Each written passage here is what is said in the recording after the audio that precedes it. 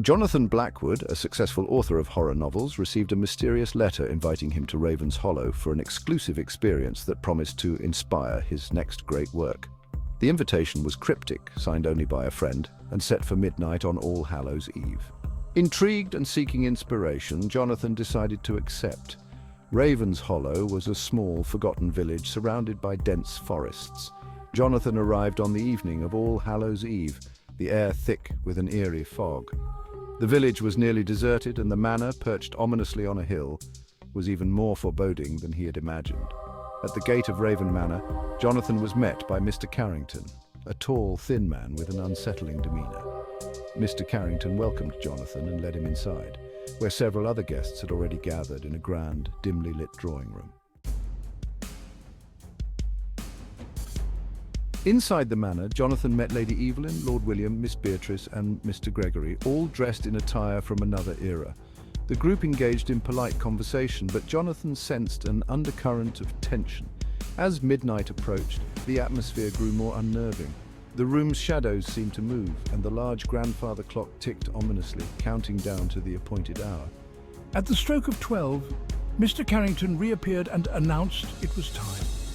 The guests, including Jonathan, were led through a hidden door and down a spiraling staircase into an underground chamber. The chamber was lined with ancient stone, and in its center was a large stone altar surrounded by glowing symbols. Lady Evelyn stepped forward and began chanting in an unknown language, and the others joined in, their voices rising and falling in a haunting rhythm. As the chanting continued, a tall, shadowy figure with glowing eyes emerged from the darkness and approached the altar. The figure, exuding an aura of malevolent power, addressed Jonathan directly.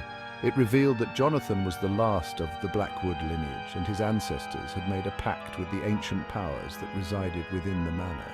The figure offered Jonathan a choice: to embrace his heritage and become the new master of Raven's Hollow, or to reject the pact and face dire consequences. Realizing the dark legacy of his family, Jonathan hesitated. The guests, who now seemed more like spirits than living beings, watched him intently, their expressions a mix of anticipation and dread. The guests, who now seemed more like spirits than living beings, watched him intently, their expressions a mix of anticipation and dread. Chapter 4. The Revelation. Jonathan chose to reject the pact, defying the figure and refusing to continue the dark tradition of his ancestors.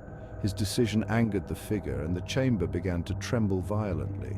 The guests' faces contorted in rage and fear, and the symbols on the floor glowed brighter, as if trying to bind Jonathan to his fate. With a surge of adrenaline, Jonathan fled the chamber, racing up the spiraling staircase. The manor shook around him as he ran, the very walls seeming to close in. He burst through the door to the drawing room and sprinted through the manor, his only thought being escape. Chapter 5. The Escape. As Jonathan fled the manor, the building seemed to come alive, the walls warping and the shadows stretching out to grab him. He burst through the front door and ran down the path lined with twisted oak trees. The fog had thickened, making it difficult to see, but Jonathan didn't stop. He knew he had to get as far away from Raven's Hollow as possible. Behind him he heard the distant wail of the grandfather clock, followed by an otherworldly roar. The manor seemed to implode, collapsing into itself with a deafening crash. The ground beneath Jonathan trembled and he stumbled, but kept running until he reached his car parked at the edge of the village.